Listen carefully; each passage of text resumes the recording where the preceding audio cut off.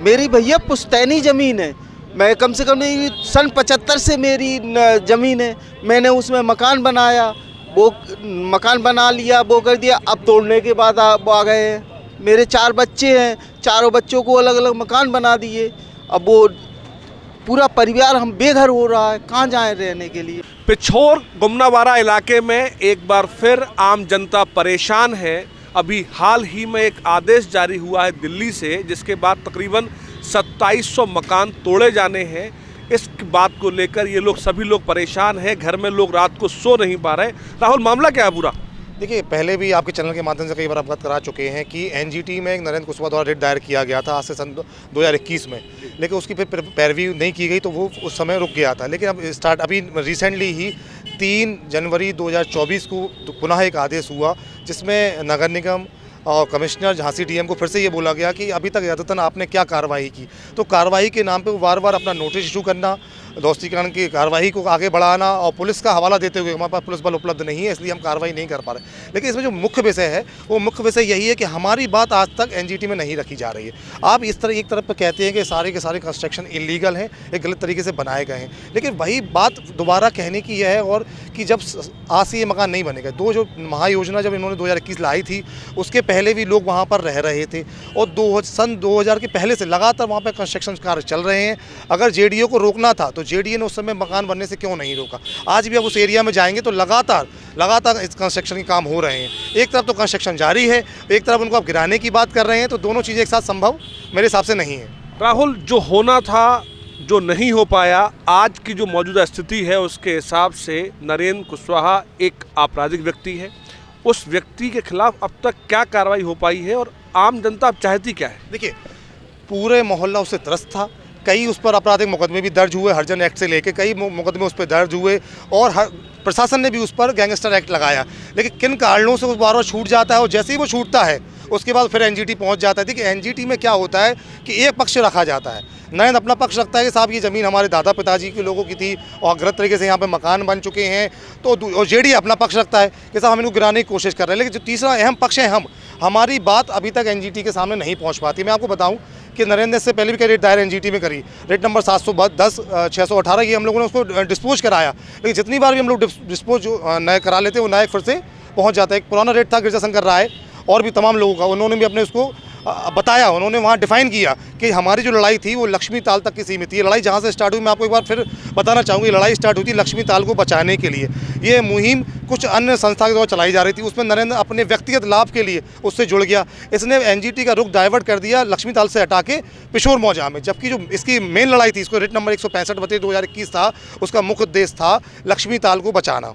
लेकिन उस मुख्य उद्देश्य से मोड़कर इसने एक नया रेट दायर कर दिया कि साहब लक्ष्मी ताल तो ठीक है अपनी जगह, वो यथावस्थिति में है, लेकिन ये लोग गलत हैं। तो राहुल, जानकारी अब ये मिल रही है कि नरेंद्र का कहना ये है कि चूंकि इतने लोग वहाँ रह रहे हैं, इस वजह से इस मामले को यही शांत कर दिया जाए, और जानकारी ये मिलती है कि अभी वो लगातार पैरवी कर रहा है। देखिए, जब तक एनजीटी में दोनों पक्ष, एक पक्ष वादी है नरेंद्र कुशवाहा और रिस्पोंडेंट है नगर निगम, जेडीए, कमिश्नर यानी पूरा प्रशासन, जब तक कि दोनों लोग प्रेजेंट नहीं होंगे, आप भी समझ सकते हैं इस बात को, जब तक कि केस में कोई कार्रवाई नहीं होती है। लेकिन जब बार बार पार्टी जो वादी है नरेंद्र कुशवाहा बार बार वहाँ अप्रोच करता है कि साहब आपके आदेश का पालन नहीं हो रहा। देखिए, एनजीटी ने आदेश कर दिया डिमोलिशन और डिस्पोज हो जाता है। कोई भी जब हाई कोर्ट या सुप्रीम कोर्ट या एनजीटी कोर्ट हो, एक बार वो ऑर्डर पास कर देते हैं कि ये कार्रवाई होनी है। अब उसका क्रियान्वयन करने का काम जिला प्रशासन का होता है, वो कैसे करेंगे, किस मोड में करेंगे, कब तक करेंगे, इसके लिए कोर्ट बाध्य नहीं कर सकता है। लेकिन जब एक टाइम निकल जाता है, उसका नरेंद्र फिर पहुंच जाते हैं, साहब 2 महीने का आपने समय दिया था, 2 महीने पूरे होगा, उसके बाद भी जेडीए कुछ नहीं कर रहा, तो जेडीए को पूरा नोटिस मिल जाता है कि आदतन आपने क्या कार्रवाई की। राहुल, नरेंद्र ने लगातार लोगों से यहाँ पे पैसे भी लिए, कई लोगों से, क्या अब लोग पैसे नहीं दे रहे हैं उसको? देखिए, क्या पैसे कब लिए उसने, जब मकान बन रहे थे, उस समय क्या इतना नोटिस नहीं आता था, तो सर्वे सर्वा वो नरेंद्र को ही मानते थे कि भैया नोटिस से बचना है तो इस व्यक्ति को 2-3 हज़ार रुपये दे दो, 2-3 हज़ार से उसका घर चल जाता था, अपना काम चल जाता था, वो अपना व्यक्ति मकान बना लेता था। लेकिन जब अब नोटिस सबको रिसीव हो चुके हैं और ये मामला इतना हाईलाइट हो गया, तो नरेंद्र को पूछ ही नहीं रहा है। जब मामला एनजीटी कोर्ट में चल रहा है और नरेंद्र उसकी पैरवी कर रहा है, तो जाहिर सी बात है कि अब लोगों से पैसा क्यों देंगे। जब पैसा मिलना बंद हो जाएगा तो जाहिर सी बात है शिकायतें बढ़ जाएंगी। अच्छा, नाम क्या है आपका? कृष्णकांत पाठक। पाठक जी, क्यों परेशान है पूरा क्षेत्र नरेंद्र कुशवाहा से? इसलिए परेशान है कि वो एनजीटी में बार बार शिकायत करता है कि यहाँ पे कुछ नहीं हो रहा है, जेडी के द्वारा यहाँ पे कुछ नहीं किया जा रहा है। तो जेडीए वाले आते हैं और सर्वे करते हैं और सर्वे के बाद फिर नोटिस थमा देते हैं। और ध्वस्ती, पहले कारण बताओ नोटिस, फिर ध्वस्तीकरण नोटिस, फिर कारण बताओ नोटिस, यही प्रक्रिया चल रही है। हम लोग सब लोग दहशत में हैं कि कब क्या हो जाए पता नहीं। अच्छा, नाम क्या है आपका? संतोष कुमार। संतोष जी, आप लोग चाहते क्या है? हम लोग ये चाहते हैं कि जो हम लोगों को नोटिस दिए जा रहे हैं और हमारी जो ज़मीन पहले पखंडी पार्क में थी और 2021 की महायोजना में उसे आर में कर दिया गया है जेडीए द्वारा, तो हम ये प्रशासन से मांग करते हैं, अपने जनप्रतिनिधियों से मांग करते हैं कि हमारे उस महायोजना को लागू किया जाए, जिससे जो हमारी ज़मीन आर में थी वो हम लोग इस समस्या से निजात पा सकें। वो महायोजना क्यों लागू नहीं की जा रही है जब जेडीए ने यहाँ से बना के भेजा है, इस बात की हम लोग मांग करते हैं। अगर ये समस्या हो जाएगी तो सारा निजात यहीं से ख़त्म हो जाएगा, ना उसमें कोई मतलब समस्या रहेगी ना कुछ रहेगा। पंडित जी, ये आर में क्यों नहीं आ पा रही ज़मीन आपकी? सबसे पहली बात तो जो है कि जो महायोजना जाके पहले जो जेडीए ने बनाई थी वह महायोजना ही गलत बनाई थी। जब जो महायोजना बनाई थी जाके पहले ही पिछोर एक जो गांव है वो पिछोर गांव पहले ही से वहाँ मौजूद है, पुराने मकान बस्ती सब पहले से ही हैं। अब कहा है कि इनने एक महायोजना बनाई, इनने ना देखी ना परखी और जाके गलत तरीक़ा से एक महायोजना बनाई। चलो वो बना दी और सब कुछ होगा। अब 10 साल तक वह महायोजना जो 54 के तहत जो है, या तो किसानों को मुआवजा दे देते तो रजिस्ट्री ही नहीं होती वह चीज़ की, रजिस्ट्री हो गई। इनने 10 साल तक भाई मॉर्गेज नहीं करो, या किसानों को तक पता नहीं है कि जो जेडीए ने प्रखंड पार्क बना रहा हो जो है ना, जबकि वहाँ कागज में इनने लिख दो, को पता ही नहीं कछुआ को। अब चलो ठीक है, जो भी भाव लोगों ने मकान बना लिया, आज 10,000 मकान बन गए और 10,000 मकान बनने के बाद आज उन्हें नोटिस दाओ जा रहा हो कि तुम्हारा मकान तोड़ दाओ जो है। जब मकान तोड़ दाओ जाए तो आदमी भ्रमित है, परेशान है, वे कह रहे जाओ स्टे ले आओ, कू कछू कू कह रहा हमें समझ में नहीं आ रहा, हम क्या करें, कू कछू कू माने सब अपने अपने बात में लगे हैं। अब जब 2021 की जो योजना लागू हो रही, पंडित जी, अगर नरेंद्र कुशवाहा के प्रयास से सारे मकान गिरा दिए गए तो आम आदमी जाएगा कहाँ?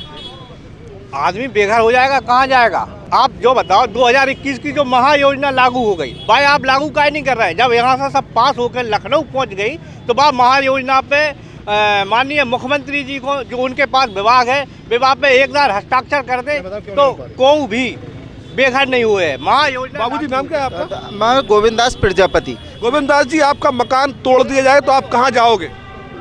मेरी भैया पुश्तैनी ज़मीन है, मैं कम से कम नहीं सन 75 से मेरी ज़मीन है, मैंने उसमें मकान बनाया, वो मकान बना लिया, वो कर दिया। अब तोड़ने के बाद आ गए हैं। मेरे 4 बच्चे हैं, चारों बच्चों को अलग अलग मकान बना दिए। अब वो पूरा परिवार हम बेघर हो रहा है, कहाँ जाएं रहने के लिए? आप क्यों नहीं हो रहा भैया? देखिए ऐसा है, प्लान तो अप्रूव हो जाता है, लेकिन जब उस पर आपत्तियां बार बार लगाई जा रही हैं, कोर्ट में ये कहा जा रहा है नयन के द्वारा कि साहब अगर शासन ने इसको पास कर दिया तो सरकार का नुकसान हो जाएगा। तो किसी भी प्लान में अगर आपत्तियां लगाई जाएंगी तो सरकार उसको जब तक अप्रूव नहीं करेगी, जब तक कोई मामला कोर्ट में विचाराधीन नहीं होगा। ये तो कहीं कब का पास हो जाता।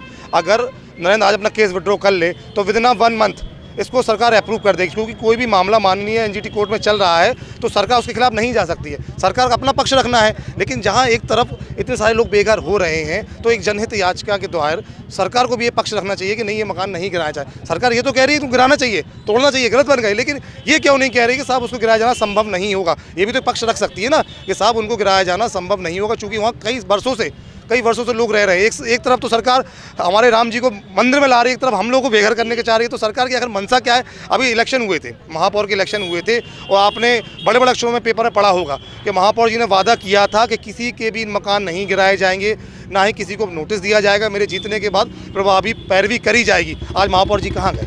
आज महापौर जी वादा निभाएं अपना। भाई हम पिछोर जनता उनसे मांग कर रहे हैं कि वादा निभाएं। उन्होंने कहा था किसी को नोटिस नहीं मिलेगा। आज उनके मेयर बनने के बावजूद भी लगातार 2000 से ज़्यादा नोटिस हुए। तो मेरा यही आपके चैनल के माध्यम से हमारे माननीय सांसद जी, माननीय विधायकगण और माननीय महापौर जी से निवेदन है कि इसकी प्रभावी पैरवी करें। अगर मैंने उसको अप्रोच करा तो आप लोग भी हमारी तरफ से अप्रोच करें, जहां जरूरत पड़ेगी हम लोग आपके साथ हैं। आप ये मान लें कि 5000 मकान मालिकों की जान नरेंद्र के हाथ में है। बिल्कुल बिल्कुल, इसलिए है देखिए, एक व्यक्ति बड़ी मुश्किल से मकान बना पाता है, क्योंकि वो 3 पैसा जोड़ता है और 1-1 रुपये जोड़ के तब वे अपना मकान खड़ा कर पाता है। अगर आज उस मकान पे आप उसको कह दो, आपको पहले भी मैंने बताया कि इस नोटिस से 2 लोगों की मृत्यु भी हो चुकी है, तो इससे बड़ा दुर्भाग्य और क्या होगा? आज के दादाजी की उम्र आप देख रहे हैं, अगर इनके घर पे अगर बुलडोजर लेकर कोई आता है, इनको अगर कुछ होता है, इसका जिम्मेदार कौन होगा? इसका जिम्मेदार प्रत्यक्ष रूप से नयन कुशवाहा जी ही होंगे और कोई नहीं होगा। कभी आप लोगों ने प्रयास किया नरेंद्र के हाथ पांव जोड़ने का कि देखिए कई बार हमारे माननीय महाराज जी हमारे साथ उपस्थित हैं, इन्होंने कई बार उससे वार्ता करने की कोशिश की। वो एक तरफ कहता है कि नहीं हमें कोई पैरवी नहीं करना है, हम कुछ नहीं कर रहे हैं, हम आपके साथ हैं। लेकिन अगर आप हमारे साथ हैं तो इस समूह में उनका भी मकान वहाँ है, जैसे इनका मकान है हमारा मकान है तो उनका भी तो मकान वहाँ है ना, तो इस समूह में वो शामिल क्यों नहीं है? मैं उनसे अनुरोध करता हूँ आपके चैनल के माध्यम से अगर वो उसको सुने तो वो भी इस लड़ाई में हमारे सहभागी अगर बन जाएंगे तो ये हमारा वादा है सब जनता से कि किसी के मकान नहीं, जब वादी संतुष्ट हो जाएगा तो सरकार हमारा फेवर करेगी और जब सरकार फेवर करेगी तो हमारे मकान बच जाएंगे। इसलिए हमारा उनसे अनुरोध है कि वो भी हमारी लड़ाई में उस मुहिम में हमारे साथ खड़े हों, हमारे साथ चलें और हमारे साथ एनजीटी में कहें कि नहीं हमें किसी विवाद की स्थिति हम नहीं चाहते हैं। उम्र निकल जाती है एक घर बनाने में और नरेंद्र को रहम नहीं आता बस्तियां गिराने में, कुछ ऐसा माहौल है और आम जनता चाहती है कि नरेंद्र अपनी रिट को विड्रॉ कर ले।